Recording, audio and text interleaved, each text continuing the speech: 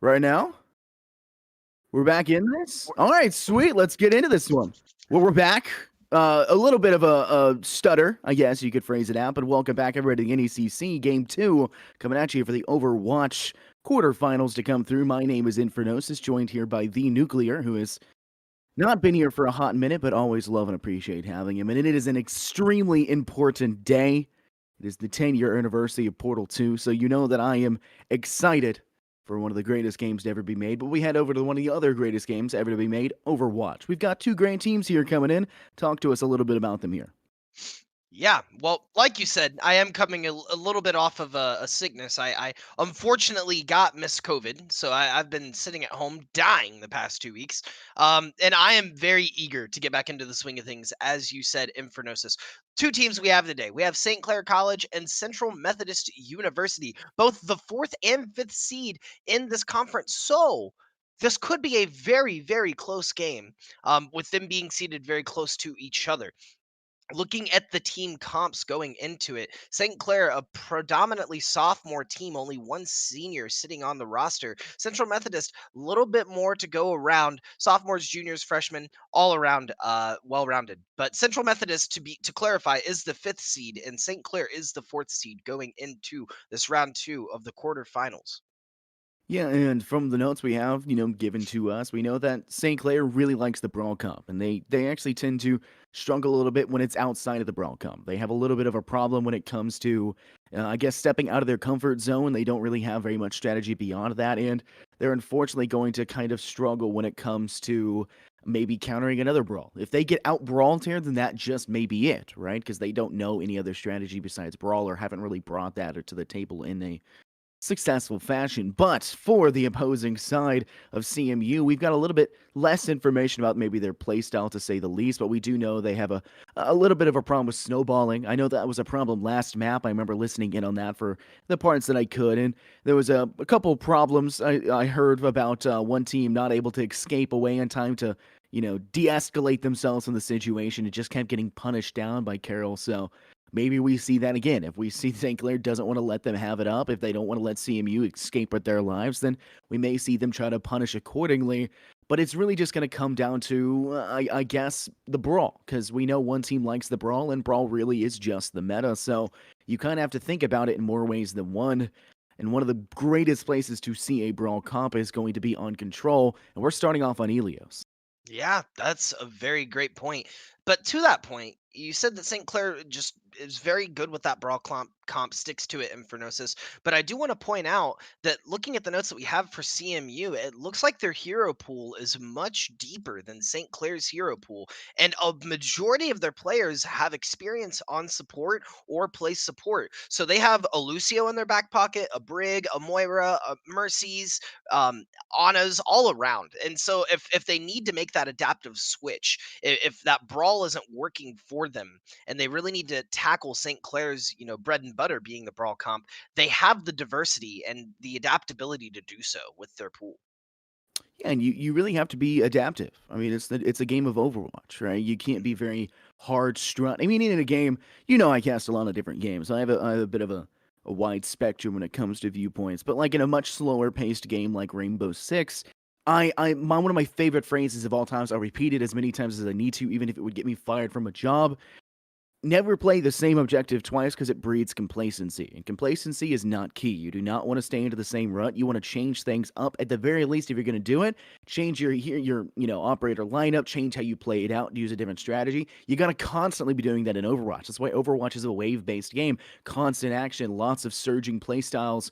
You have to be able to constantly adapt on the fly. And if you're unable to do that, if you're incapable of doing that, then you will be felled by your opponents. And while these teams have made it through the postseason, have gone all the way through here, one of the notes we even had that is kind of an important note is from a previous game that notes that which we had. CMU, we know they were an above average team here in the Champions Division, and they had a great shot at pushing through that postseason, and here they are. But they still had worry about that snowball. It was a comment that has been made to them probably time and time again by their coaching staff. I know most coaches will bring out, you guys are getting snowballed, reset faster, hard reset quicker. We got to see if they improve that, because if they improve that, we have no other notes about anything they need to improve on. That may be the only thing they need to improve on it. If that's the case, if they've improved beyond that, then CMU may be a force to be reckoned with. And like you said, doing the same thing breeds complacency. So going off of that, I think that a big determiner here going into the series is going to be the maps themselves that are played, right?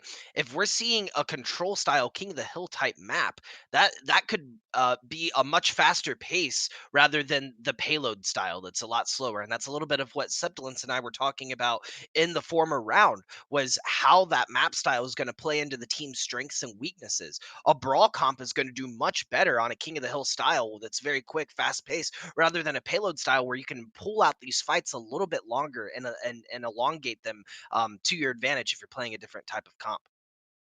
Yeah, and I think for a map like Elios, I want to bring the question over to you. What type of comp do you think we're going to be seeing? Because obviously, Brawl is the go-to comp for both sides. What difference, variation in Brawl do you think? Like, who's gonna what heroes will we see? What heroes will we not? Are we gonna see the mainstream Brawl composition?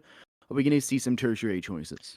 On the on the Ilios side, I think that we'll see some people that are good with environmental kills, right? We may see Lucio played on either side. Both teams have a Lucio, so that'll probably be a staple. Ryan Zarya, if we're seeing the brawl come out, I could see Saint not Saint Number, sorry, Saint Clair rocking the Widowmaker. It looks like Babool, Babalable, sorry, it plays that quite a bit. So the Widowmaker could come out. I don't know if it's going to be as effective with this brawl style. The McCree could do a lot of damage for St. Clair, but I think primarily we're going to see the heroes that can boop if we're going to Elios because that's just it's just an easy way to play around the well, right? And Lighthouse, getting those boops off and fighting that more control style with the option to do the environmental kill. What do you think, Infernosis? I think you kind of have to see a Lucio. If a team plays Brawl and they're not bringing Lucio, you're gonna lose. I mean, that's one big thing that Unicorn is just rampant about. If you don't bring a Lucio and you're playing Brawl, then you lose. It's just game over, game said and done. So I think that's true in its own accord. You need a Lucio to play the game.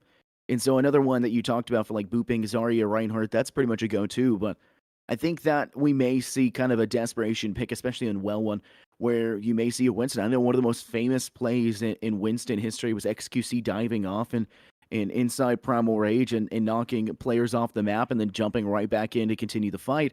We may see that in because Winston is phenomenal when it comes to that map, and I would love to see that come to fruition because that's environmental kills that can come through. That's diving into the back line for a difficult section to push forward, and a lot of brawl comps that kind of struggle with speed say they don't have a Lucio, then they need some tertiary, off tank to dive in and kind of separate themselves to give them the space. And a Winston bubble can do just that. So I think a Winston could rear their head, but I don't think it would be as effective as just having that double the Zarya bubble to assist. Because then you can just bubble the Ryan, have him run forward with a Lucio boost behind, and get yourself situated. But I like the Widowmaker choice because Drippy for the side of CMU, which we don't see currently in our roster right here. So we're just waiting on one person. I think we are just waiting on Drippy. They also prefer Widowmaker, same as Bailable does. So Widow could come out, and I'm a Widow main, a Widow one trick. So I feel like I'd love to see that, but at the same time, Ilios is Widowmaker's only good on maybe one of these. They can be good on two, but it's just not that effective. We're going to have to see McCree. I mean, that's a go-to just because McCree is so good right now.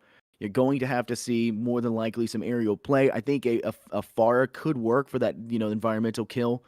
I think we're gonna see Brig from Brig? CMU. I think we're Oh gonna yeah. see Brig from CMU. Two of their players, it's in their hero pool. They could see it with the Ryan Zarya coming out. You get the opportunity for both stuns and boops playing in these close quarters. Not saying it's necessarily the best pick, and it's not gonna work as effectively with a Lucio. I really do think because you just need more healing than that. But if they're doing well, that could be a strong pocket choice, especially if they're finding the environmental kills with it. Yeah, and it kind of does stink that you can't really rock that and Lucy at the same time. It kind of struggles, like you said, the healing output's just not enough. It's just not there. But maybe a team doesn't bring the Lucio, which I've already stated my opinion about that, and Unicorn agrees with me about it. He'll probably yell at me later if I were to ever mention that Lucio's not needed for a brawl comp. But He is. You just got to get your team in and out, right? And yeah. that's the thing with Brog comps. He's the mobility and he's a great healing asset, especially if you're playing in a ball, which you Mhm. need to if you're playing in a brawly comp.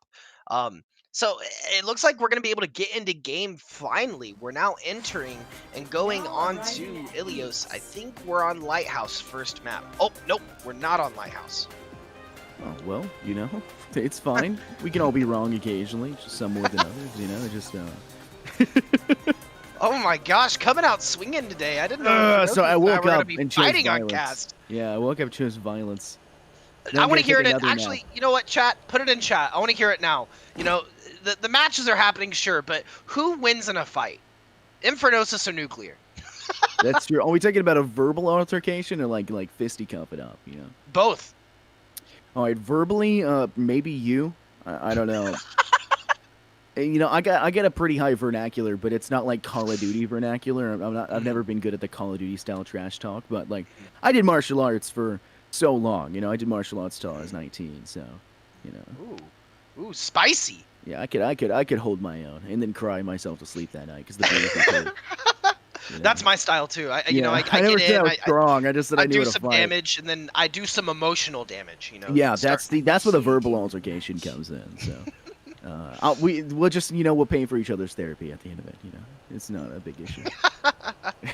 Couples therapy afterwards. There necessary. we go. That's it. Perfect. You know what else is necessary? Assembling your heroes, because we got 13 seconds left on the clock until this game 1 starts, and I'm very eager to see what Central Methodist University has for St. Clair College going into this game 1 of round 2 of the quarterfinals for the NECC Champions Division. Ready for battle. Yeah, I mean, obviously we're going to see the Reinhardts come out. We're going to see Divas as well. That's an interesting choice, but an exact mirror match is what we're seeing as of the current moment. I mean, we've got Reinhardt, Diva, May. I just tried to mix those two. The McCree I'd spoken about previously. We've got Baptiste, the Lucio for that speed boost. We're seeing both bailable, not on the Widowmaker as well as Drippy not on the Widowmaker, but this is one of those ones where Widowmaker can be very fruitful if you get an early pick and kind of act off of it. I've actually seen bailable play Widow on this map, so I know that they have done it before, so it's a little bit interesting to not see that, but I don't think that's an incorrect decision as this brawl continues to get underway as we just start this round. Yep, and it looks like they're going to fight right above the point. Oh, Diva almost getting grouped off by Prince Wada. Twice is not going to allow that to happen. They are going to back up. Battlefield is being used by both teams, and it looks like they're both going to be able to take out each other's battlefield very quickly. It's coming just back and forth here. No one's really fighting on point as of yet, and they're just both looking for picks with this mirror comp. Did we already see a swiftly fight? We already saw a strike. Oh my goodness, a shatter at the very beginning. Drippy finding 2 as well on the back of it. While the shatter didn't connect to that much, their team still does as George and Twice will continue the rampage and Drippy continues to act through. CMU will take control of this point first. That was an insanely quick shatter right off the bat. Good night. At the time, Prince Water was only at 55%. Wow, that was so fast. Yeah, they were duking it out, swinging. And what was funny is every time an ability was used, it was mirrored on the other side. Oh, we are going to see Andy get a very cheeky wall. A second wall coming through. Are they going to be able to find the picks that they need? Swiftly's pushing in and Apostle's pushing twice back. She is going to be ulting. We're going to see the Diva Bomb come out to try to create space, but it's not going to do much as Drippy is going to be able to take out Available and Kale. Swiftly taking out Commanda, she's going to fall as well, and CMU having a dominant performance so far on this map of Ilios. I mean, they have taken full control at this point in time. You're seeing the Maid Walls, like you said, they're mirroring abilities every single time. And right now, St. Clair, they're just not getting as much impact of that CMU is able to bring to the table as of the current moment. So right now, we're going to have to see St. Clair change something. We're going to see a high noon come through, and supposedly it's going to be blocked mostly, but a shatter once again from Swiftly. It'll be blocked a little bit because of the boost coming from the Lucio ult, but a shatter returned, finding 3 on the ground. Barely savable, but Kale finds Swiftly, so the Reinhardt for that CMU side out for the count, and Twice has been demeched by Available. Good night. Ult's coming out from either side, and it's looking like Available is going to be able to have his ult. Apostle is going to have their ult. So is Kale. So St. Clair looking very strong on taking the point. They did let it get up to 72%, which is quite unfortunate. But they are going to be able to hold now, and it really, the pace of the game is really going to be determined on how long they're going to be able to hold this. Yeah, we can see walls come out again. Blizzard does get dropped here from Baleable, looking to punish. I think it actually got 8 in the process, but a garage door gets dropped right behind an Immortality Field as they toss one as well. Andy, and it finds 3 up the top of the D.Va bomb. Twice finds thrice. And now you've got a recontestant. It's just one player remaining. Imp, who's now the imposter, taken out for the counts. As Papaya will find it in the end, the Lucio and Lucio violence. We're not going to see CMU retake that one with flying colors. I hope she got play of the game. Twice deserved that. That was a great ultimate coming out and really allowed CMU to cap point again. Like I said earlier, pacing is going to be everything, as we are going to see Swiftly get a massive Earth Shatter on this choke point as well. Both battlefields, both walls coming out, and it's going to take out Swiftly though and punish. We're going to hear the High Noon come out from Kale. They're going to find 2 now and look to push in, as the point is now at 97%. They need someone touching. This is a devastating point. They're going to go ahead and get the objective, managing to take it back. St. Clair off the initial kill onto Swiftly, who was swiftly felled at the start. That kind of brings you into a snowball situation, which we've already mentioned about CMU kind of struggling against that. They overextended, which has now led to this snowball. And now Swiftly, who once again out of position, not able to escape in time, punished accordingly from a charge. And of course, having him clean up the kill. But at this 99% to 55%, you got St. Clair with a little bit of time to work with, but one single retake by CMU will guarantee themselves this round victory. 100%. The stagger's coming out. Apostle's looking to ult with the May ult. They're not going to find anything though, as they are going to back up. The Earthshatter's going to find one, but the High Noon coming from behind with Drippy. And wow, the May ult coming out from Andy as well. This massive fight breaking out on St. Clair's side. No one fighting on point, keeping them off of point. Now at 80%, the Lucio ult is going to be able to get them out of that dire situation as they are looking to regroup to take point. Yeah, you did see barely staying alive as Apostle, who's now once again demech'd and is getting punished accordingly as they're trying to, come in quickly. But this May wall will once again cut off Swiftly, and they're going to have to make their way around. D.Va bomb over! It cuts off an Immortality Field, but it's not going to be enough passes. We see George drop the garage door, and Swiftly and Drippy finding 2. They're continuing the fight on the points. Brent's water frozen and out for the count as a Shatter finds the last. And it's just Baleable left using the wall as cover, and it's not gonna matter. The 99 to 99% battle won in the end by CMU.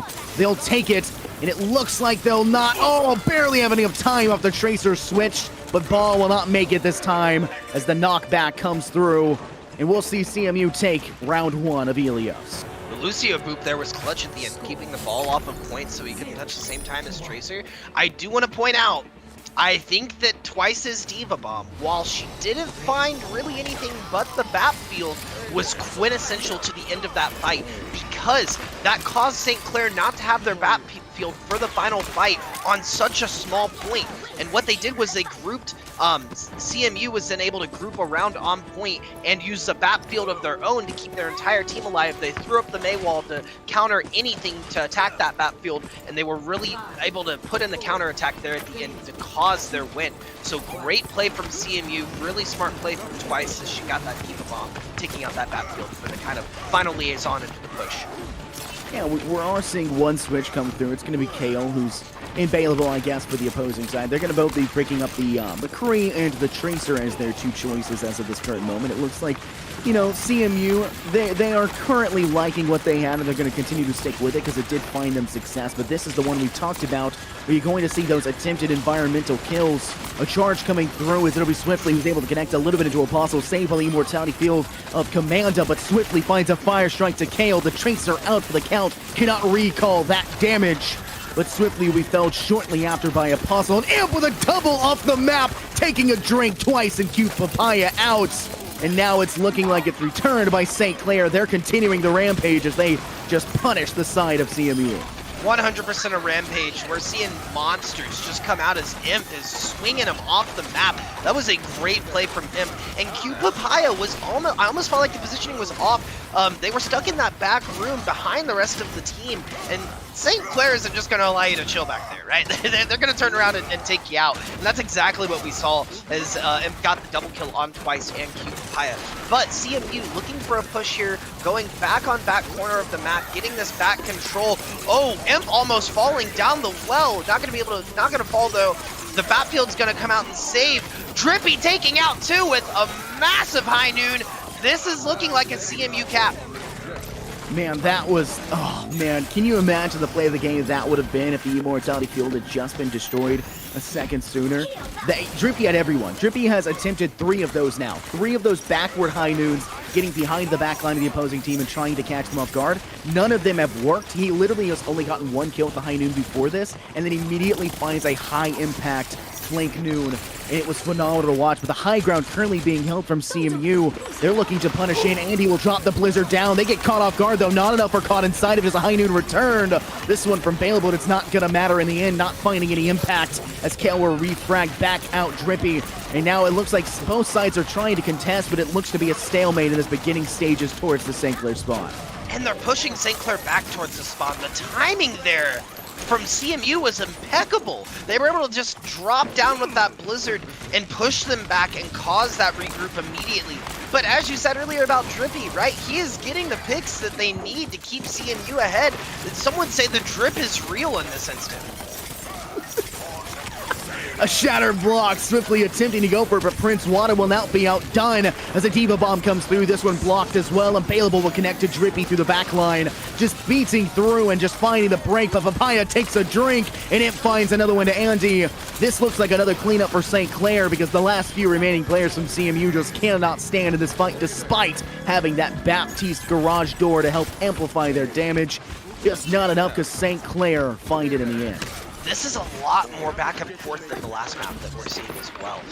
Taking the point now twice, and only at 72%. St. Clair looking to push up as they have 50%, and pacing is everything when it comes to these King of the Hill maps. Knowing when to engage, how to hold, backing up, and I think both teams are playing this to its excellence. Very, very close games.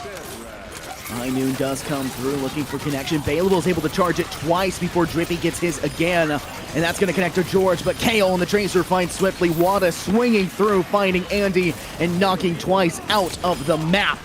And it's still being cleaned up in the current stages as Baleable and Ample find the remaining 2. Man, St. Clair just putting a nail in the coffin right now against CMU. They're really punishing us at this current moment. Will Baleable be able to get yet another high noon before Drippy gets his next? It's a 10% to 20%, it's an 80% differential. It's going to be difficult to find it, but this last fight might determine it all. This is going to be massive for CMU if they're going to be able to take it because they have no ults right now. And looking at St. Clair, they have 3 and they're using 1 right now just to keep them back. With 99%, they have to touch, they have to win this fight, and they have to hold. The high noon's coming out from Drippy. Not going to be able to find anyone this time, though. Twice is going to take out the Immort field, but it's not going to be enough. Swiftly making a very, very ballsy play into the backline. Not sure if he's going to be able to find much. Apostle, this is looking like a back and forth from both teams. Yeah, we're seeing Drippy trying to keep them alive in there. Is able to find 3 in the fight so far, and swiftly looking up with 2 of their own. And it seems to be the last finishing that one off. We'll see CMU manage to retake it just narrowly.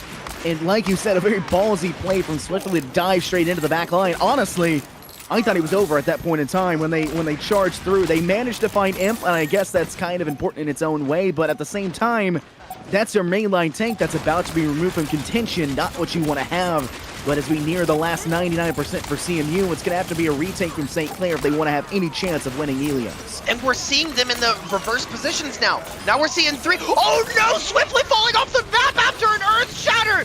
That's going to be detrimental for CMU!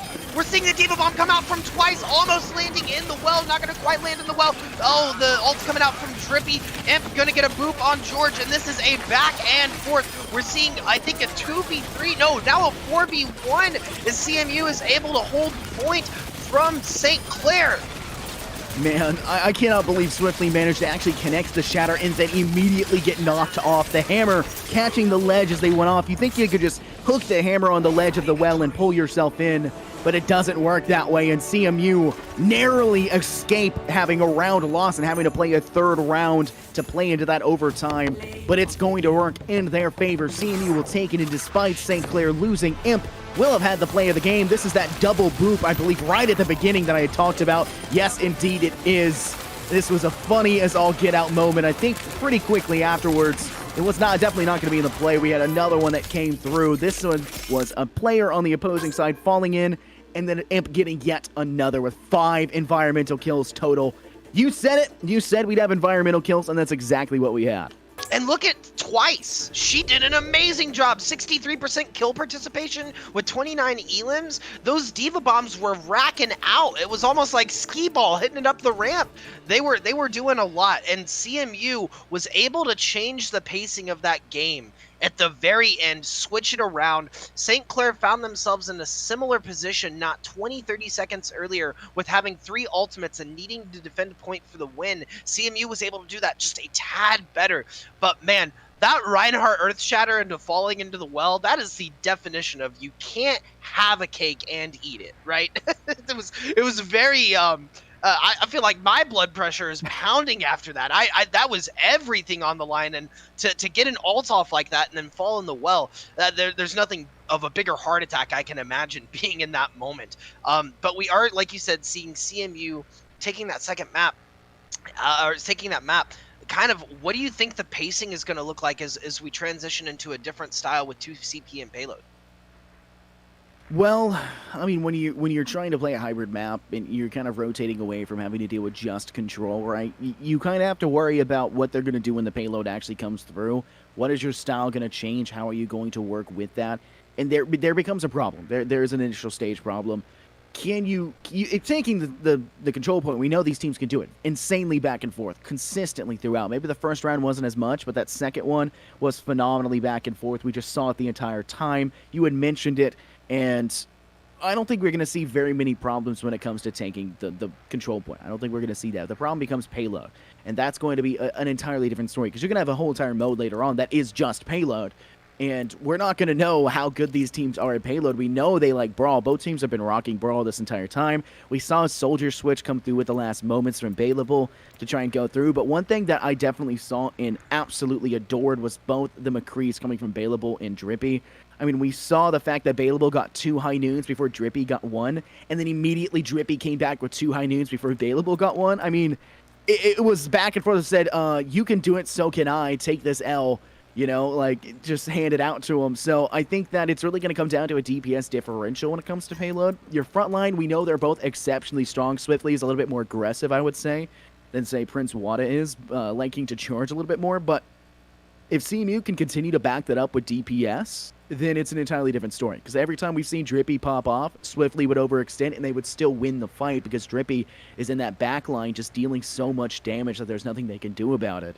St. Clair, they need to back that up as well. They don't have the aggression on that mainline tank, and when Swiftly gets in there, they're kind of struggling to deny that. Maybe we need to see more increased stuns. Maybe to see more focused damage. Maybe we need the Maybach.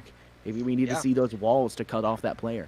And when you're seeing these almost mirror comps, because the comps are very, very close, those differentials and the parameters of them, while they may be small, if there are any, that is going to turn the tide of the fights. And being able to effectively use these ults, like we saw Drippy, and like you said earlier, Baylevel got 2, Drippy got 1, but with the 1 that Drippy got, he was able to turn the tide of the entire fight, getting 3 picks and the Immort field to push on to point. It looks like in this next game, we are heading over to England, Kings Row, up next on the map. I love this map. I'm just saying, I love this map. This map is the best map in the game. Now, I know this Sept is and I like... were talking about this. We were literally talking about how no one complains about Kings Row. You enter comp and it's not, no one's ever like, Kings Row again? Are you kidding me? This is just like the perfect map. I mean, just like in all honesty, it's just the perfect map. Nobody complains. This is the scrim map. Like, this is Overwatch's scrim map. Everyone comes here to scrim because it's just that good. It's just that much fun.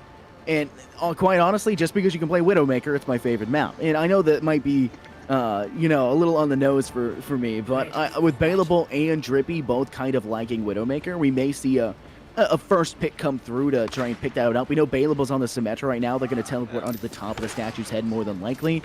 We have Kayla as well. They're just going to, you know, turn into turret mode and then sit up on top, maybe have Prince Wada cover a little bit, but this is definitely going to be a very quick attempted take that they're trying to come through with it. CMU, they may get entirely caught off guard if they're not careful. But they do have the resources equipped to deal with it, I feel like. With having the BAP kind of to save from the Bastion if you need to. You have the Apostle on the Sig to be able to eat it if necessary. Oh no, wait, I'm sorry, that's on the attacking side. You have Twice to be able to eat it as well. This could go either way, but I do see if they're not going to be able to get this first push, I see St. Clair switching very quickly off of the Symmetra Bastion. Absolutely. I don't think there's any way they stay out of this if it doesn't work past the point, but they're getting caught off guard. The fire from above, they're not sure exactly what's happening, but it's not dealing enough damage at this point in time, but they do have Twice being caught off guard. She's going to be demeched at this point in time, now put in a poor situation as they are in a difficult position, but they're able to take control of at least this point. St. Clair looking to continue to try and punish at this point in time. They're going to hop off just one small tick away from getting this first pip to guarantee it'll stay at that point in time, but nobody's really contesting. Bailable coming up to the top side, getting a backline position, dropping those orbs in on top, but they'll be Maywalled off, and the Bastion as well can just clear that down. Twice has returned, but it isn't enough at this point in time. Wow, what a drop from Kale indeed. Kale was dropping from the top of the statue, dropped right on top of the teleporter, and switched positions to the back of the point.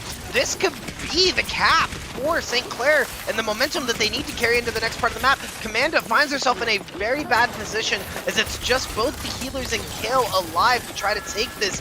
They were only able to get to the first point of the cap though, and they weren't quite able to get to that second round of it. And it looks like actually we are going to see CMU back off a little bit as St. Clair is just teleporting around with this Bastion. Ooh, you got dropping the beat coming through. You've also got the tank coming through, rearing their head as Kale finds Papaya, but Andy finds Prince Wada, guaranteeing a tank differential at least, but Drippy will not be outdone, finding Bailable in the process, and it's Blue in the feed as Twice and Swiftly take care of the competition. Swiftly got that in a post-death situation as they had just been killed. A fire strike tossed out and then dying, and it connects in a long shot hit. That's insane. How did they defend that? What just happened? They, like, CMU was on the back burner. They were stuck, and I felt like that was everything but a St. Clair point. It just looked like they weren't able to stay on point to cap long enough. Oh no, we are seeing the Diva Bomb come out. It is not going to find anyone, but it is going to find Commanda's Immort Orb as she is now stuck and falling out. Prince Wada getting two of his own. The Blizzard's coming out on point, but they are going to be able to cap it as St. Clair is now looking to push their advantage. St. Clair, they did eventually switch, and they switched to that Mei like we have talked about off of that Symmetra, and it worked. That gave it to them. The Mei frees the walls, keeping everyone having to funnel into one direction, and it slowed it down just enough to give them the space to take it, and Prince Wada capitalized. 3 kills all in a row. A possible play of the game contention, Sabara. A nice ultimate to come later on, but no ultimate needed from Prince Wada beyond the initial shatter to stun. And they cleaned up spectacularly. A phenomenal performance, but now this Streets phase will really define how Payload will go for the rest of this matchup. Yeah, while they did take it, I did feel like that was a little bit sloppy from St. Clair. I felt like they should have taken a lot earlier than what they did with the picks that they got. Apostle and Kill taking out Drippy and Andy. Kill taking out Swiftly as well. This is looking like we're going to see CMU back up. They need to back up because they have not gotten a single pick that entire fight. They do have 2 ults on lockdown. They unfortunately did waste... Oh, no, they didn't waste it. Andy switching onto the Sombra, looking like they're trying to find an answer for Kale's Bastion. Yeah, you gotta find something. It's just not been working. Kale's found success in turret mode and Sentry, just really just not letting anything happen. Recon Sentry, whatever you want to call them, they can find kills in any form whatsoever, and they're continuing to do so. The ultimate has been hacked out. Kale getting caught off guard. We called that one immediately. The Blizzard has not been. Wada finding 2 as Apostle, the other tank off, finds another. And this tank differential right now entirely defined by the front line. There is nothing the opposing side of CMU that has been able to be done. They are falling in all angles. They have to find a new answer. They can't get enough ults charged. They can't find any damage. And St. Clair is payload rolling all over them. Man, this comp from St. Clair is a fantastic comp as well, because you have the Mei to pull anyone off the Bastion that you need to. Kale looking to find the high ground here as well. You know, you have Imp that's able to stay on the Bastion, and Commanda who's able to help. The 2 main healers, that's just a lot. But we are going to see him fall. Imp's going to be down for this fight. This is CMU's chance to push in, get some damage off, so we Swiftly and George get some picks of their own. Unfortunately, I think Kale's tank here was a little bit of a misplay in terms of, you know, using the ult while the fight was guaranteed loss at that stage in time, but a very nice retake from CMU to guarantee a couple kills, killing Imp at the very beginning. I mean, that the unsung heroes in the backline of those healers, you can tell just how much the healing line has been able to do when Imp dies and the entire fight goes in CMU's favor because of it. Right, you need someone on the Bastion. You need someone to stay on him. And we are actually going to see Kale switch off of the Bastion for this last point, going for more of a McCree. Wow, massive Sombra ult coming out with the Earth Shatter. Going to find one so far on Prince Wada. Swiftly looking to push in and push the advantage, though. Commanda finding herself in a very comparable position right in the front line. Andy's going to be able to take it out, and that is going to be a massive push from CMU to create that space on the second map and push the momentum in their favor. Unsung hero once again, Bailable this time around, walling off, somehow avoiding the Sombra EMP, walling it off and saving their squad, giving time for Commanda to come through and put down her ability. But now it's going to be a bomb coming in the back line twice, unable to connect, unfortunately. But Andy will into Prince Wada as the fight continues. Imp knocks George into the hayways down below, and the fight has to continue, but twice has been demeched, and Kale is still on a rampage on the McCree. They're looking to punish going forward. St. Clair do not want to be stopped at this point in time. They're looking to capitalize off the first few picks they've got, and they're continuing to snowball as they find more. Kale and Apostle to Papaya and Drippy. Yeah, Imp making the switch over to Lucio as well. They don't have a Mercy anymore. Not really as necessary with not needing the individual healing with the Bastion gone. Very smart, very smart switch from St. Clair as we are seeing them push in for the win. Bob stopping payload here on the right side is going to get frozen. Is CMU going to be able to defend this? They are fighting picks back and forth on both sides. And Bob is so annoying. I'm sorry, Bob is just the most annoying dude on the planet. But they will be able to secure off of it. They weren't able to push it far enough with that contention going forward. The freeze doesn't last long enough. Bailable will just take the L and drop down, knowing that they should just do the reset. And so St. Clair, who obviously are doing a better job of getting themselves hard reset than we know that CMU has been struggling with recently, maybe that's the difference we have. We know it's a frontline difference initially, but Swiftly and Twice have managed to kind of make a resurgence. Garage door drop now from George, but a Gravitic Flux from Apostle lifts him up and above, but Drippy finds and Santos again as Swiftly shatters. It's entirely blue. A massive team wipe. Goodness gracious, CMU does not want to lose this one. Right it on the bottom of your foot. Andy was there for the ult. The Sombra ult saved everyone right there. The Gravitic Flux was coming out from Apostle, and it stopped it right in its tracks and flipped the switch on that fight. Great play from Andy. There's just nothing to stop it at this point in time. They have to push forward into this payload. They extended it pretty far themselves, but they've got to keep it going now as St. Clair have to step inward. They've got the Immortality Field down. They've dropped the beat as well, but Bob is back, and he's here with a vengeance. Cut off guard. Commanda is going to be felled by Bob in the process. She's out for the count, and now they're punished accordingly because Wada, the front line, had no healer to help. George, Drippy, and George again find Kale, Imp, and Apostle. They're cleaning up the last few, and no ults from Bailable will save them this time around. It's just Wada looking to contest, and they won't make it. Round one goes in favor of CMU, despite St. Clair's rabid attempts and making it all the way.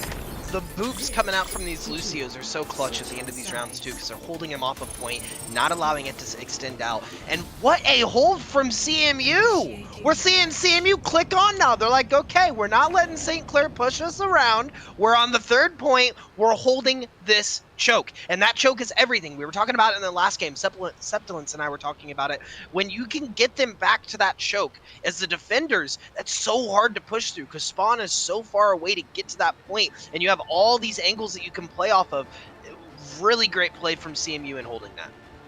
I think one of the biggest issues is once they lost that first point, they snowballed, and that's the issue. We've been saying that's one of the problems that they've had consistently throughout this.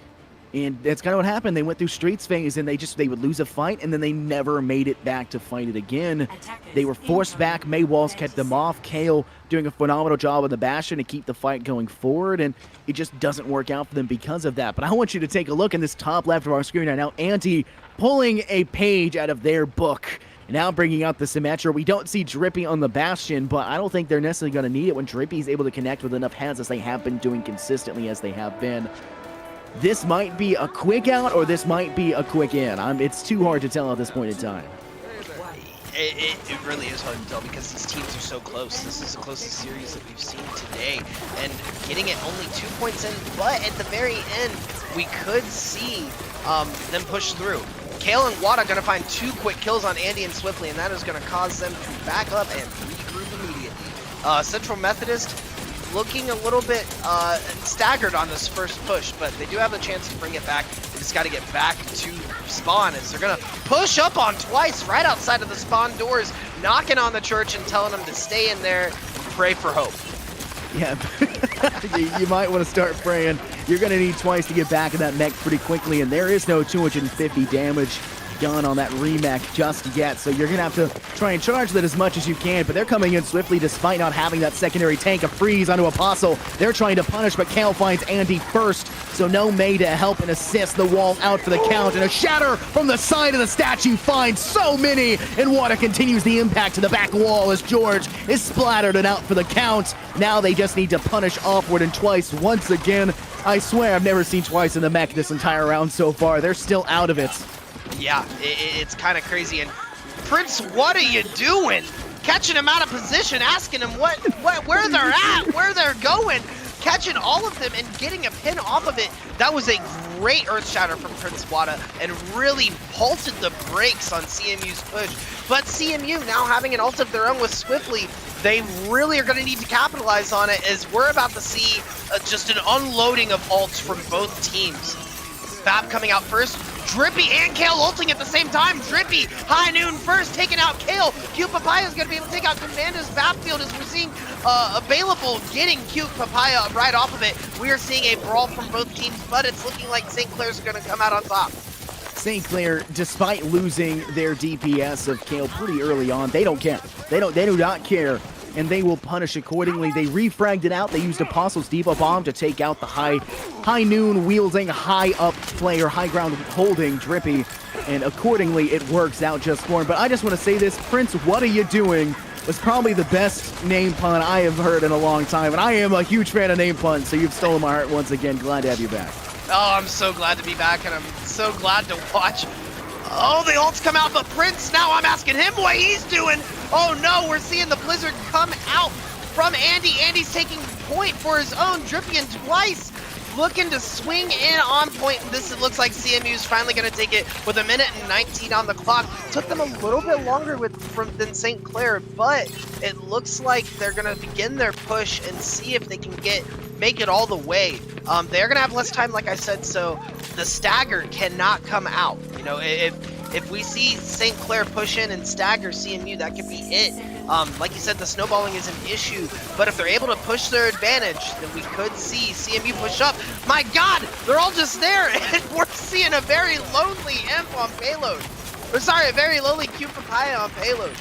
Good night. I mean, they had one of the fattest shatters I've seen, but Swiftly, they were too far. The overextension, we talked about snowballing, and they do just that. They're punished accordingly because of it. They're already up at the spawn doors. Prince, what are you doing? They're punishing everything you can do. Good night. They do not want to let this one go out on a fight. St. Clair looking spectacular as they continue to punish. Talk about a difference in strategy, though, when it comes to taking that first control points. It was a slow, methodical take, just back and forth, just taking it in waves and droves, I would say, that St. Clair decided to do. But CMU have opted for just a one-and-all, done deal, just taking it in one giant fight and taking the whole objective. But now they're going to try and take a full flanking position. They are wasting so much time. This hurts. What are they doing? No. We've switched sides. Yeah, literally, we've switched sides and we've given up our entire advantage.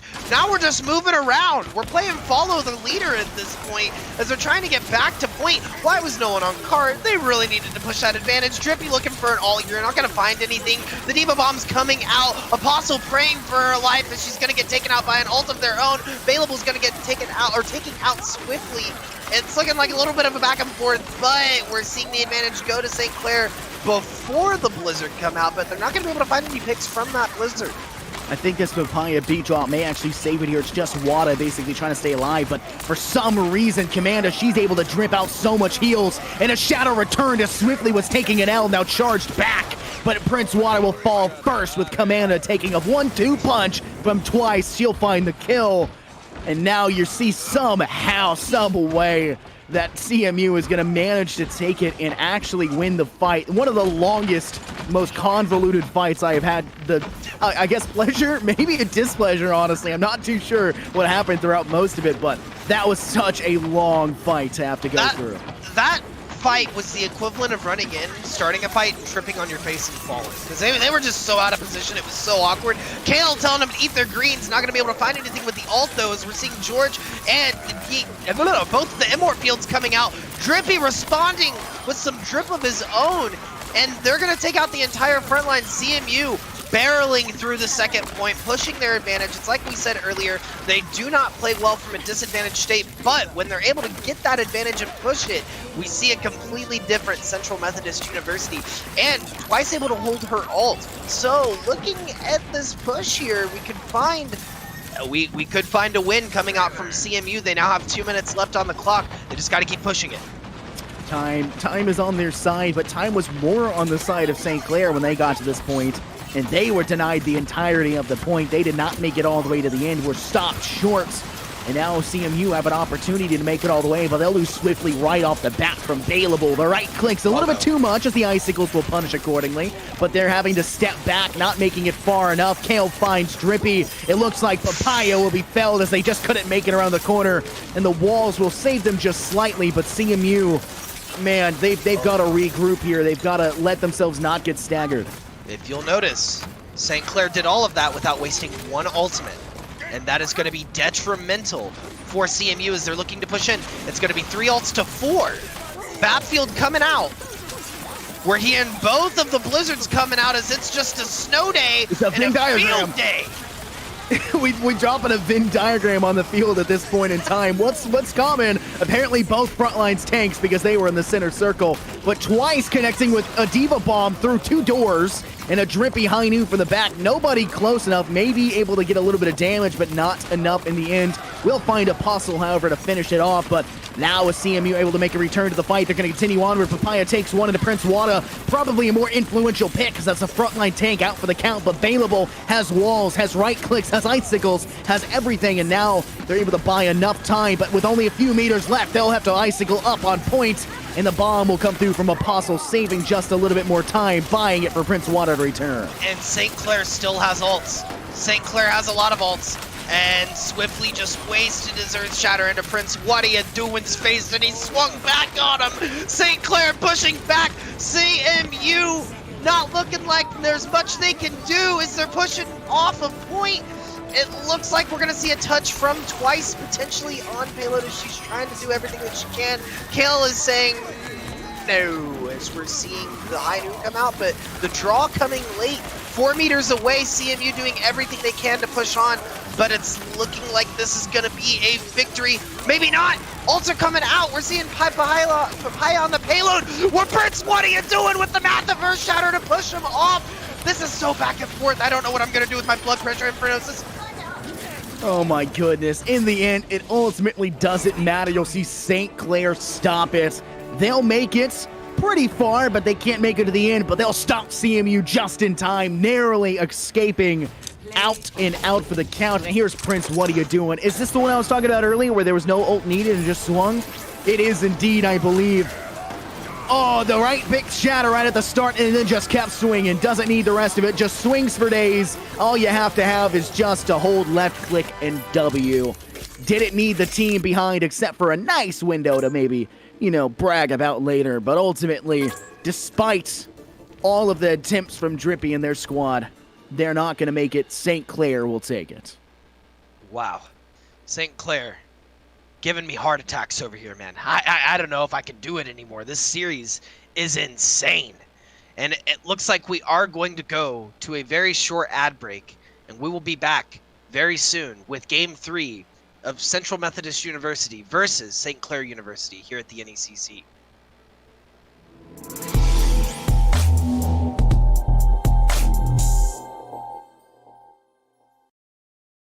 Hey man, I just can't find a comfortable headset. I mean, I've tried everything. Literally everything. Jeez, my brother. I got you. The HyperX Cloud 2 Wireless. Legendary comfort goes wireless. That is comfortable.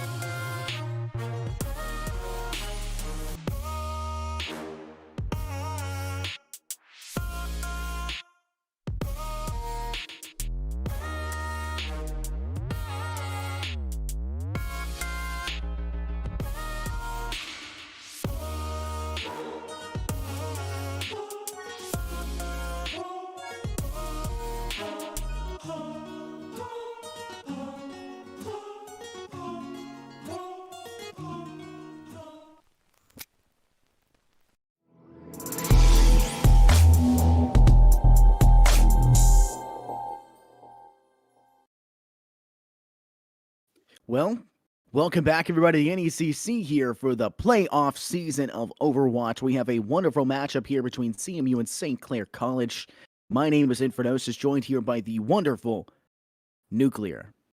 Hello. I wanted to call you Chase DeWitt, but a lot of people here wouldn't recognize that. That was a very week 2 thing. You know, the last time you were here before you.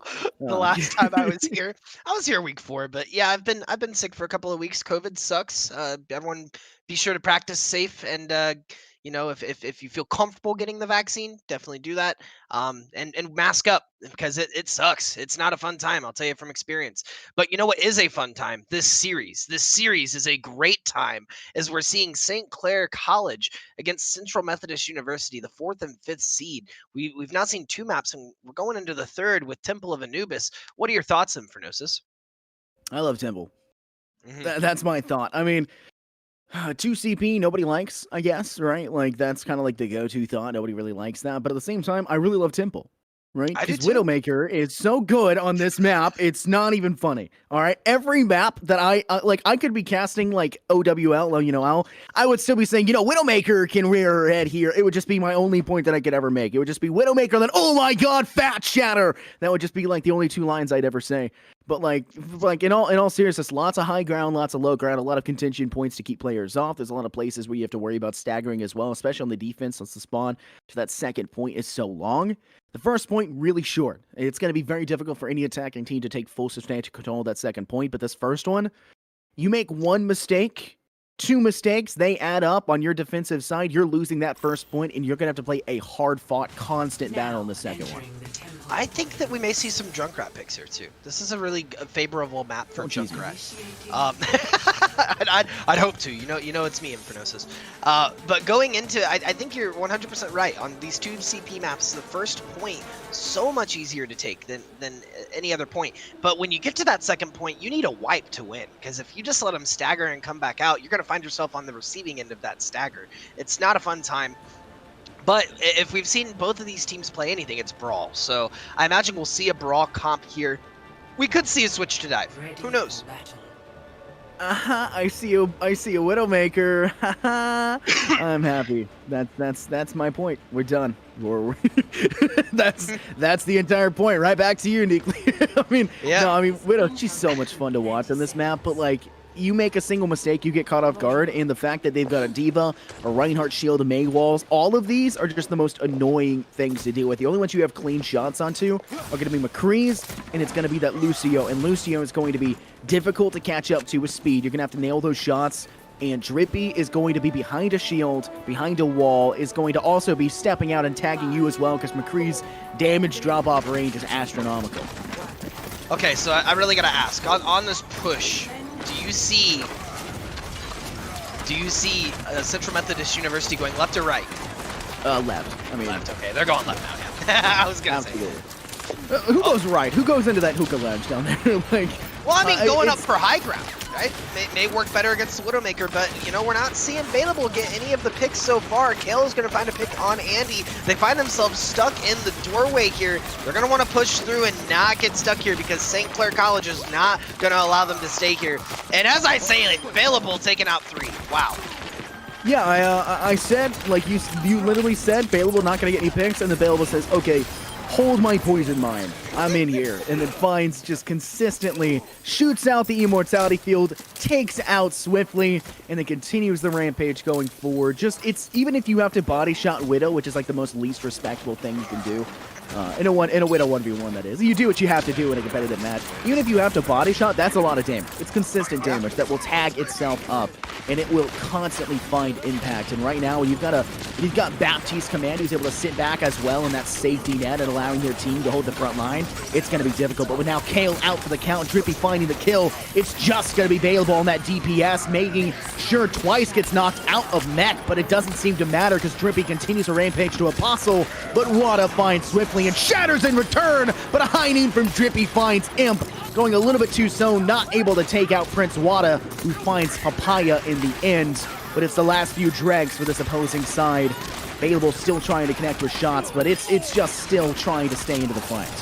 Yeah, it was a 3v3 there for a hot minute, but it looks like they're getting a little bit more staggered as we're seeing St. Clair getting stuck. Oh no, Apostle's going to go, Unavailable is going to go down. Twice taking him out. Apostle and Kale taking out Georgian swiftly, respectfully on either side, and it's looking like they're going to be able to hold this. That was a great hold from St. Clair College. It kind of has to be. St. Clair I've said you have to be almost spectacular, almost flawless when it comes to holding, because that spawn is so far back. This is why people hate 2CP. They hate this, I mean, for a good reason. Now, I think it's fun, but I also don't play for high stakes in a tournament, you know, for a team. So there's like, it's a big contention, right? Like, it's obviously not a very fair mode in a lot of senses. It's fair because you'll also have to go to that side, but it's not fair because it's a 30-minute walk back, and it makes you really just want to switch the tracer and run all the way there instead. But a shatter goes through, and a nice grab as well from Apostle, all stuck inside a high noon. He's waiting for that shield to go, but a wall from Andy will cut Kale off guard. It will be blocked, though, as the Diva Ball from Twice will be stopped by Prince Wada, but no one having get felled now except for Kale, who Drippy is able to find. This will make it difficult to go through. Garage Door now dropped from George, continuing to set some damage up on the objective, and it's looking like St. Clair will be felled out here because they just cannot make it in as they're trapped inside that small room, and a high noon can make it even more difficult. Oh, wow, massive earth shatter coming out from Prince. What are you doing? Unavailable, looking to get, oh, he did get picked by Drippy. That's going to be unfortunate, but I think St. Clair's still looking to hold strong here. We saw Central Methodist University look to push on point and push that advantage on point, but the ult from Imp that came out, the beat, really saved the high noon that Drippy had on the back burner, and they were just able to hold it. You know, it was a dance around point, and this time St. Clair College won that dance. Honestly, that's a miracle. I'm going to be really honest with you. They were trapped inside the short room next to objective. They were completely trapped. Nothing they could do about it. And now you're having to fight that one back. CMU is going to get once again grabbed. And this one's even more powerful as Apostle finds 3. Drippy managing to find Kale of a stun, but it's not going to matter because Apostle ends it off with a 4K. A team kill. 0 chance of making it back. Goodness gracious, St. Clair saying we don't want to go with the 2CP. We're playing 1CP, baby. Let's get it going. My lord, CMU recognizing that OBJ was the play, trying to get through as fast as they could, swiftly leading the front line. But Apostle put their hands together and said, what if no? And then grabbed the entire team. What a play from Apostle. Almost a play of God, if you will. Yeah, the miracle play, right? I mean, it really comes out of left field, and it's crazy to think Apostle in just the team fight previously, that last team fight lasted so long, and Apostle was able to do so much. Got the grab back. That's one of the most, if not the most difficult ults to charge in this game. Like, Wild. That's insane. That's monstrous by all accounts. And now we're going to see a little bit of a switch up. Apostle on Winston. We might see this dive. I talked about it previously. You see a Winston jump into the front line, put a shield down, and that buys your team time to push in a little bit more directly instead of taking it off angle. We may see them actually go up to take the high ground instead of that right side that you had talked about in between the left and right choice, because right's a little bit more dangerous. You're in the open a little bit longer. Maybe put that bubble down to buy yourself a little bit of extra time. My eyes on Andy. The drunk rat. We're seeing it come through. The switches are coming through, and I'm going to be interested to see how CMU's able to hold here, because it may be a full hold, but like you said, Apostle switching to the Winston, if they're able to clearly communicate who they're picking and targeting, this could be everything for St. Clair. Absolutely. I think it's kind of an issue now. Everything is on your back if you're CMU. Like, literally, it's like the game is on the line here in terms of this map. They made it so spectacularly far that it's going to be difficult to kind of decide. But look at this bait and switch right now. They think they're going to go all the way around, and they're just sitting inside small pocket right now, just lounging about.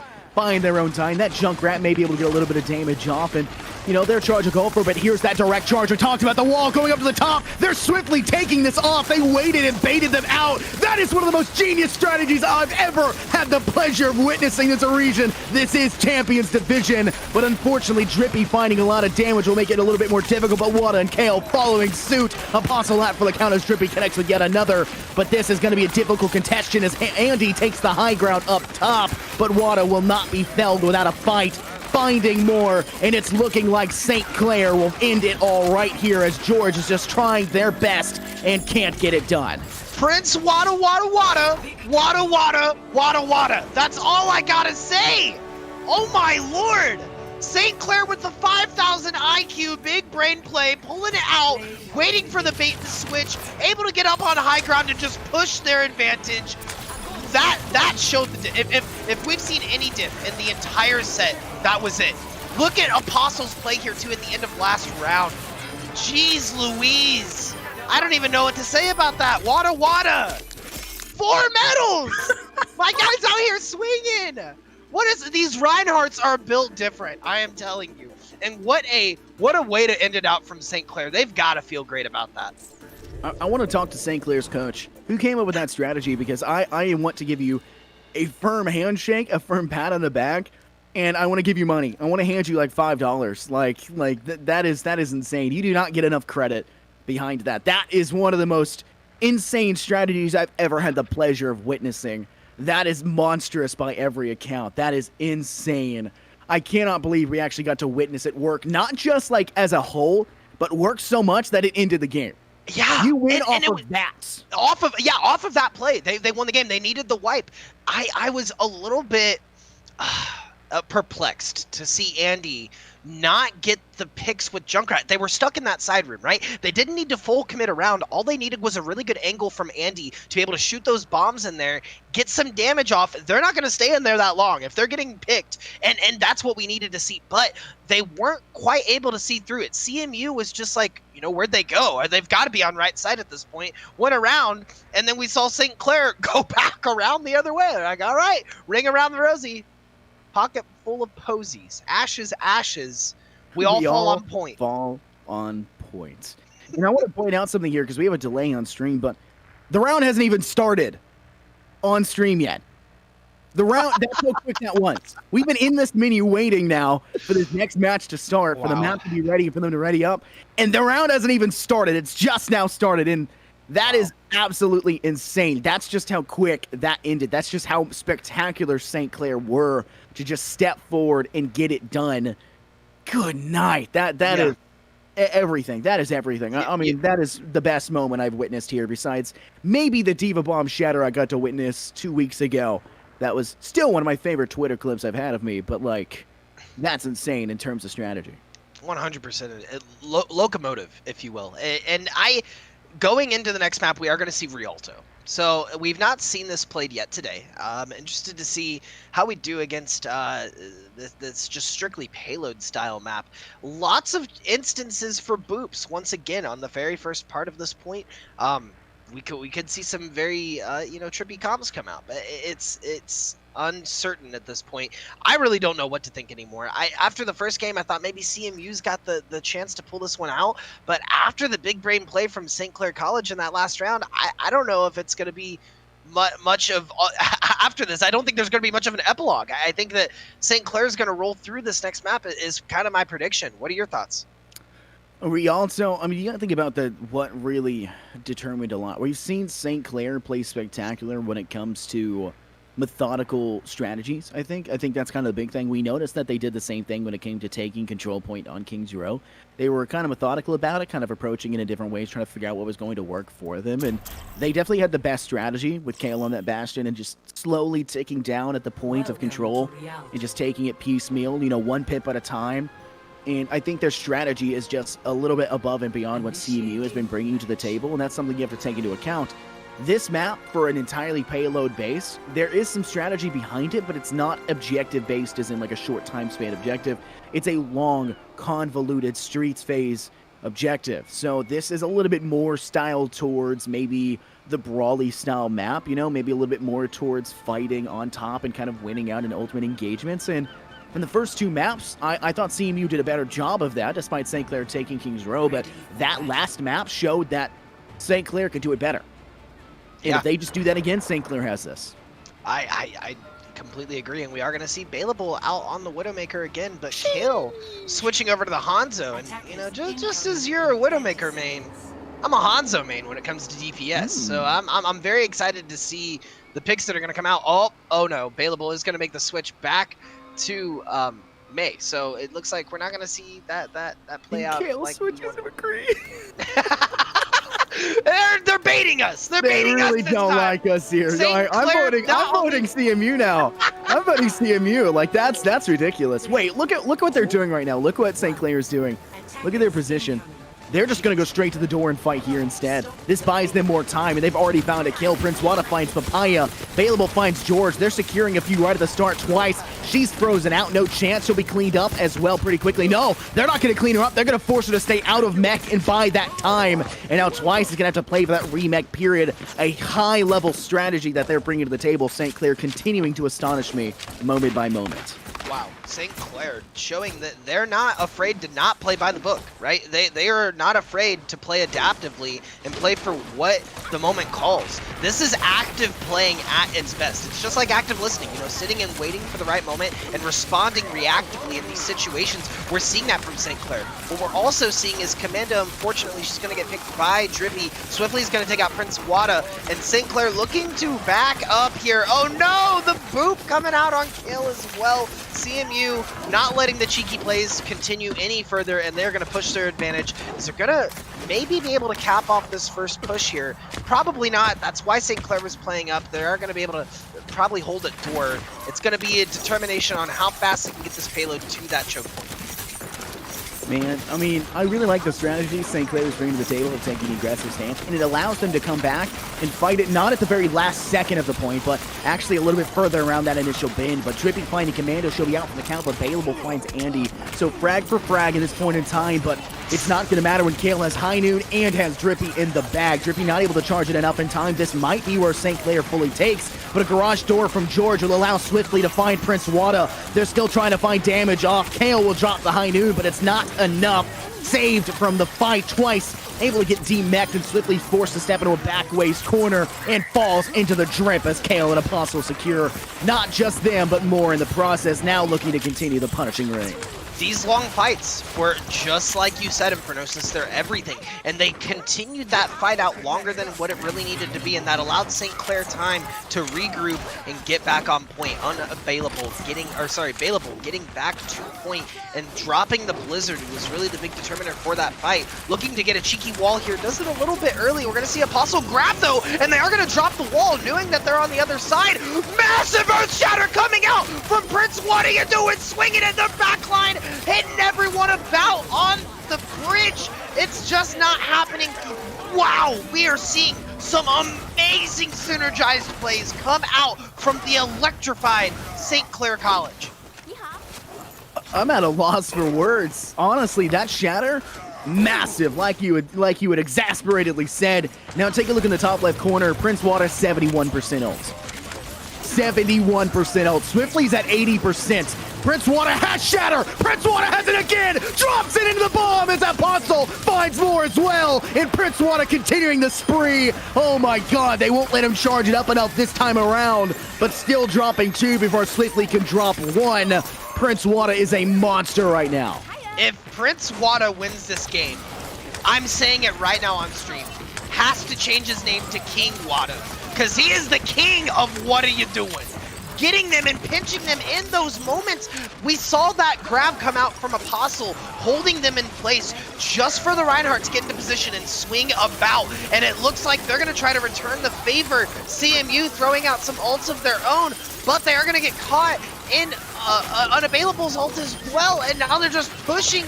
Man, St. Clair holding their advantage and doing it with ease, or seemingly with ease. I mean, this is devastating. When you get grabbed and then immediately followed suit with a Blizzard, and Swiftly just never found anything with the Shadow. I don't even think that Swiftly popped it. They switched off to go to the Hammonds and immediately shut down by Gale. There's Prince Waters again. So that if that's true and Swiftly didn't get the Shatter off, that's 3 Shatters before from Prince Water before Swiftly was able to ever charge and use theirs once. Absolutely monstrous by all accounts. Prince Wada, easily player of the game in this one. I was tempted to give it to Apostle after their phenomenal performance on Temple, but Prince Wada has consistently been it. King's Row guaranteed victory after taking point in a phenomenal fashion immediately as well here in Rialto, just coming in and finding absolutely everything. But they've got to be able to replicate it on attack. So I'm starting to think, and back me up if you feel the same. But I feel like for Prince Wada, his ultimate is more of an ability on cooldown rather than something he builds. Because he is using it every 30 seconds. It's like he just has a timer in his head. All right, I need exactly 17 swings before I get ult again. And I'm gonna go get those 17 swings right now and build ult for the next fight. There's not been a single fight on this map that he has not had ultimate. And I would have to completely agree with you at this point. I think while it's I feel like almost in Overwatch, it's very easy to give the player of the game to the tanks because they're on the front line. But man, it's just such a tank meta right now. They control the sway of the fight so heavily. Wada is doing an amazing job of just royally keeping them in place. I mean, yeah, it's so weird because usually you're like, oh, I want to give it to, I don't know, Kale because they're finding every kill, right? Like that's your thought process used to be, right? Now it's like front lines are everything. Like you can have an even front line and then you're going to pick up and say, okay, the DPS was the difference, but you've got to go through the front line first. And right now it's such a massive difference between these Reinhardts. Prince Wada has punished every single person on the opposing side. They are nigh unstoppable. It's going to be very difficult for them to be stopped at this point in time.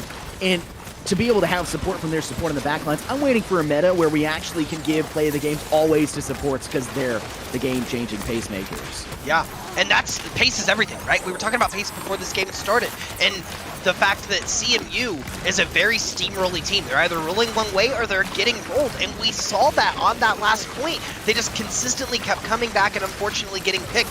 Wada getting walled off, but they're not going to be able to push the advantage. Swiftly kept the shield up there for a second, trying to keep his team alive, and they are going to fight on this corner, just building ults on either side. Looks like Wada's going to be able to take out Swiftly, and that is going to cause a massive stagger and backing up twice now, taking out Bailable, and they are pushing their advantage. Man, Prince Wada's able to step up. Bailable went for the teleport play a little bit closer to try and play a garage door. We dropped here from George, looking to expedite this damage going forward, but a giant wall here. Symmetra splitting the map in half as a gravitic flux yoinks them into the air and drops them back down, but Andy's Blizzard will make it more difficult to stay inside. Bailable frozen and stuck in top as KLB dropped from Drippy. Drippy from behind with another high noon, not able to connect and find any kills off top of it, but George will find their own. Commanda, she's trying to keep Wada inside, but Wada's taking a lot of damage, has Shatter but can't pop it off, and CMU will avoid being ousted with only 3.9 meters remaining. That was a great flanking position from Drippy in the middle of that fight. They really split off into 2 different groups, was able to split St. Clair College away from themselves and then dive in from there. Once they were able to do that, you know, that caused that 5v4 to quickly get swapped over to a 6v2 as they were able to get back to point and regroup their defenses. So if CMU is able to do that again, this may be game. Andy looking for a wall and is now seeing the entire team go around. That's a big red flag. Everyone get in position, get ready, because St. Clair is looking to push this for the win. St. Clair has just had so many weird strategies that are like I don't anticipate.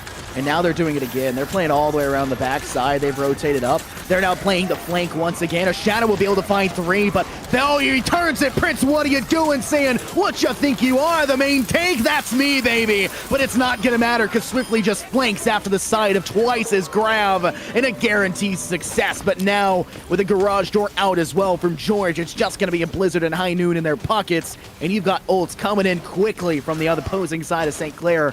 You can have that High Noon and garage door combo. Charge that quickly. You just got to keep Swiftly with that shield down. Put respect where respect is due on his name. George put up that backfield, and it really stopped St. Clair's push. Once they threw up the backfield, they're like, oh, okay, well, we don't want to fight underneath that, and it quickly turned in the favor of CMU. So great play from George to push that defense for his team that they desperately needed in that moment. You know, the last few drags coming through, Kale, who managed to get staggered just a little bit. They're just trying to find a little bit of damage, but look at Drippy's position. He's playing that backwards angle once again. Now looking to maybe go as the opposing side of St. Clair will drop down to take the fight. Drippy will high noon from the flank. This could be devastating. Here comes the garage door. A high noon from Kale through the garage door, finding one, but Drippy stuns and finds Imp.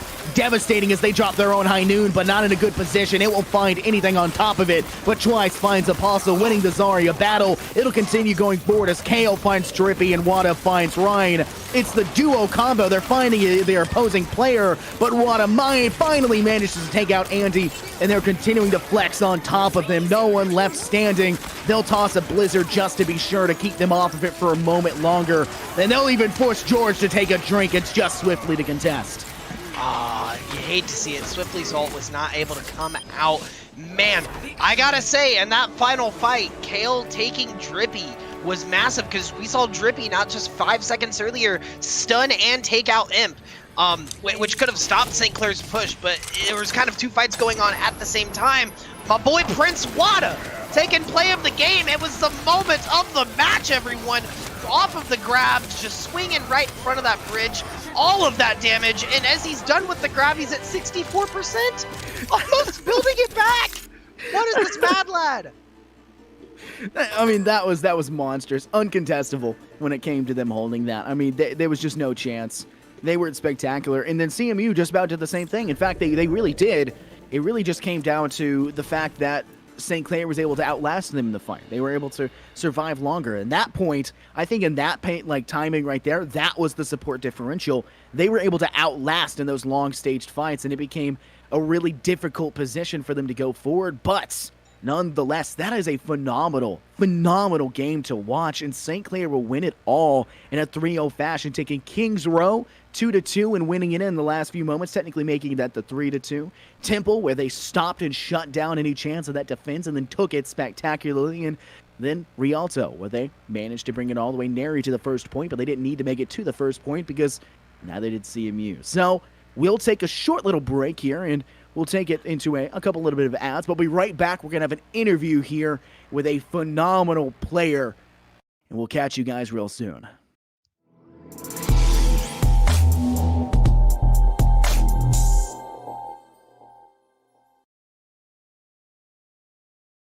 Hey man, I just can't find a comfortable headset. I mean, I've tried everything. Literally everything. Jeez, my brother. I got you. The HyperX Cloud 2 Wireless. Legendary comfort goes wireless. That is comfortable.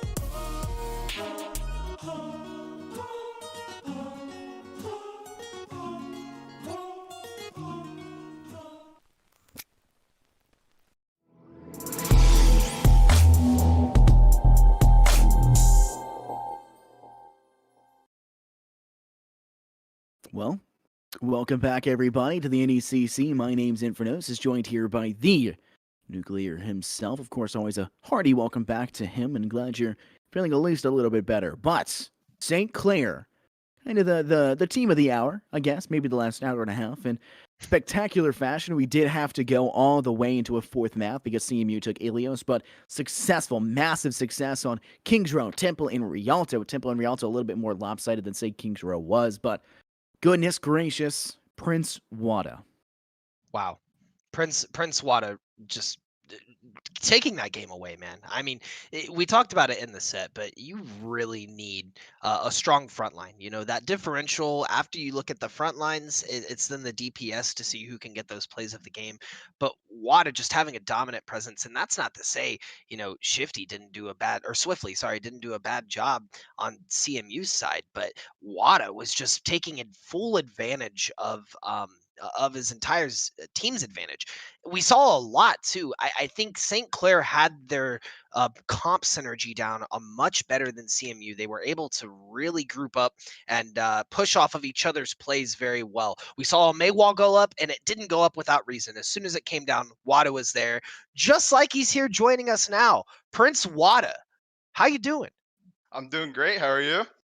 I'm doing better. I tell you, the only medicine I needed was those earth shatters from these last couple of games. My first question, and arguably the most important question in this entire interview, has got to be: are you changing your name now to King Wada? To King Wada, eh? Yes. I don't know. I don't know about that. It's been running a long time with Prince Wada. I might have to look into it though. We'll see. Okay. Sultan Please was do. another great pick that we were talking about internally as well. Sultan Wada. I like it. I like it. Oh my goodness. I mean, obviously a spectacular game for you. I wanted to just point out a couple things before bringing a question towards you. At the end there for Rialto, at one point and the play of the game, you managed to bring yourself back up to 61% on your ults and then drop it with another one. This one only brought you to 1% on that next fight that you spectacularly finished off, but you still got your shatter back and used it before the opposing main tank was ever able to use theirs because they were forced to switch off to the Hammond. So you basically dropped 3 shatters back to back. That was very reminiscent of what we saw in Control for Rap 1 on Ilios, where we saw that Kale was kind of, outgunning Drippy. Drippy kind of fell short, couldn't get charges up, and Kale got 2 high noons before Drippy got 1, and then Drippy got 2 high noons before Kale got 1. So this entire matchup is just being held by constant, ult charge differentials. Do you think the difference between your team and the other team was ults, or do you think the difference was just individual? Well, I definitely think that our alt economy and alt management this series was really well performed. I definitely think that it gave us a leg up in a lot of the fights. We tried not to overalt a lot of the time, but just keeping our heads collected and calming through every single play and alt that we were trying to use, it worked out in our favor. Yeah, you guys definitely look strong in this series and look like you might be able to take the championship this year with how well you were synergizing off of each other's plays. So I gotta know, when you're in those moments and when you're playing as the front line, what plays are you looking most to get an advantage push off of? Definitely the biggest thing is to make sure that when pushing forward or needing to take a step back, you're really looking at what your team has to offer to keep you up and what you can take advantage of the enemy team. Usually I like to keep a checklist in mind of like big abilities, like if BAP has Immort or Zarya bubbles or anything like that.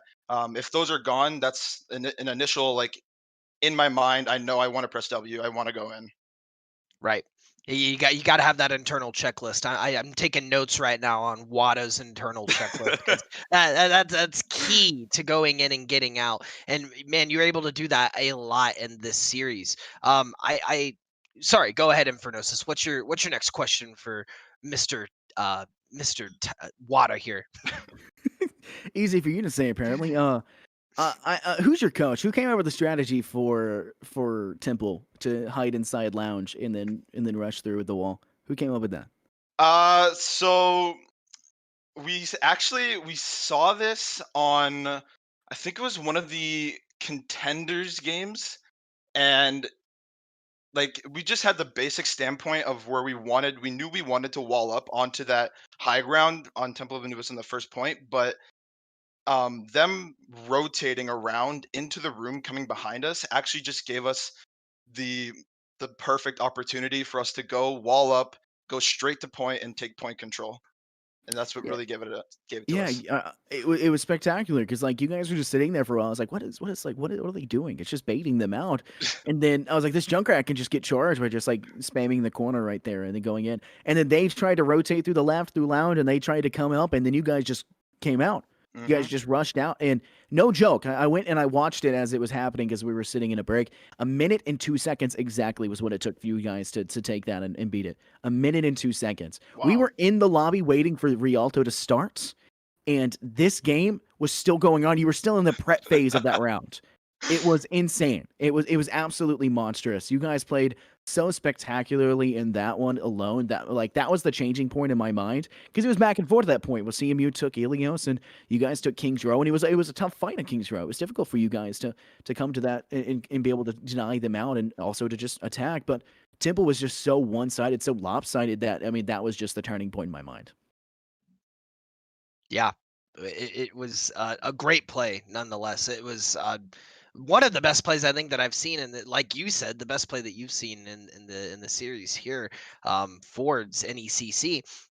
Now, I do gotta know, Corey, you're a senior on the team, and you appear to be the only senior on the team.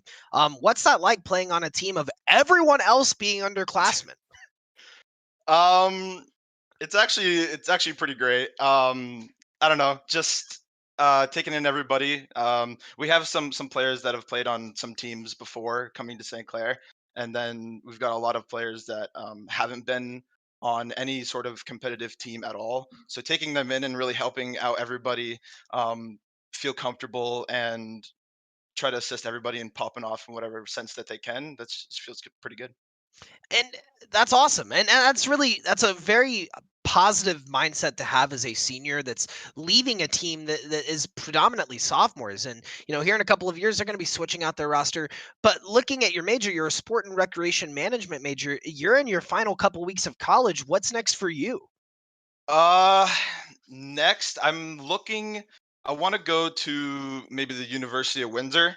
It's the university that's near my college, and they offer a program in kinesiology, which I can move straight from my program over to theirs, and it cuts the years in half from 4 to 2. So Sure. I think that would it's probably going to benefit me a lot if I do go into that. So I'm sorry to take over here in Phronosis, but I gotta ask, do you is esports is a career in that on the line, or are you looking more to go into the sports and recreation management? If so, where are you looking to take that?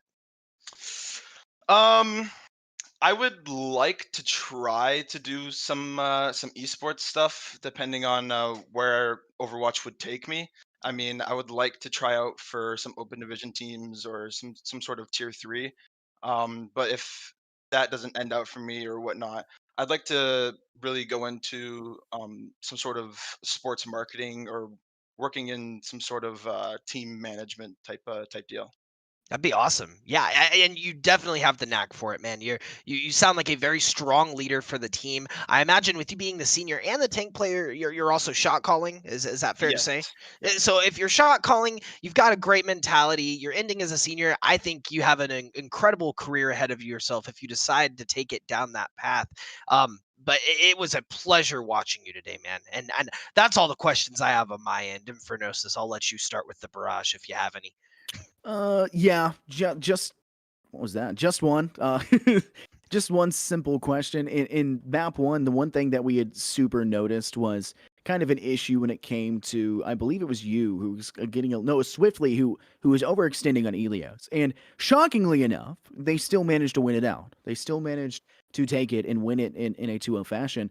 Was that? Do you guys just weren't prepared for that level of swiftness, or was it just like you just weren't able to react to a time, or just they made up the difference elsewhere? Um, I think that well, both maps on Ilios were both really close, right? They both went Mm. 99 to 99. But I think that our issue with that was that we weren't. I don't think we're as practiced, or we weren't maybe mentally prepared enough to go into the first map. That's something that we looked at after the first map, tried to get everybody calm and collected. But um, yeah, I think we just we're trying to figure out our ground and how we wanted to take fights against him. Yeah. So, just one last point I'm gonna bring forward. You guys taking the W. I like the W in Prince Wada, of course. The W against CMU, and you guys will now be facing Fanshawe, who is the number one seed, who had a bye week because of this. So, you guys, as the fourth seed, will now be facing the first. How do you mentally prepare for that matchup that's going to be happening on the 23rd? Um, just go into practice. Really, we want to keep a positive attitude. We know the outcome that we had against them the last time. I think they beat us 3-0, if I'm correct. But a lot of those maps were actually pretty close. So basically, we want to just look over VODs, practice, prepare, mentally prepare, and just go in with headstrong. Yeah, you absolutely need to be headstrong to face off against teams here at this point in time. Obviously, congratulations on your victory. You guys are going to be making it all the way into that, semifinal state, and hopefully you guys will fare well against Fanshawe as they are top seed for a reason. You guys definitely, at the very least, will obviously give a run for your money. I'm rooting for you guys, absolutely. Looking to see some more fat shatters being charged in about 13 seconds or less. I mean, Dear Lord. whose shatter was it? Do you remember this, Nuclear? Whose shatter was it that we saw in the first fight at Elios, where they fought right under the statue? Whose shatter was it that we saw was charged immediately while the other one was at 55? Was that Wada? I feel like it was Wada, but at this point, I'm gonna tell him what I told you, Infernosis. I feel like Shatter is more of an ability for you rather than something you charge. You're just like, I got 18 swings until ult. I'm gonna get all those swings right now, and then you just go in, you build ult, and now you have it again for the next fight. I feel like Earth Shatter itself was a character playing alongside you guys rather than an ability you were using. A god amongst men, or a king again amongst men, because that's really what it felt like. I know some people were saying Emperor Wada as well, so you've got a Wow. couple more options you can choose from. I would highly recommend going for it, but unfortunately, that is the time we'll have for you today. I'm chalked out of questions. If you have anything you want to say, you want to thank anybody out there, I'll give you some time to do so. No, yeah, just thanks for everything. The interview was great, and just thanks for all the hype. Of course. I loved it. Thank you very much for having us. So, good game. Good to see you guys in the next one. Looking forward to what you guys can do next. But this is what we've had here for the NECC, a spectacular matchup between, of course, St. Clair and CMU, and St. Clair taking the W in a 3-1 fashion, only losing out on Ilios. So, my name's Infernosis. I'm joined here by Nuclear, the man himself, who's had 2 spectacular games back-to-back, and I'll be back later as well. He will be sitting out for the rest of them and taking his well-deserved break at this point in time. But we'll catch you guys real soon with the next matchup.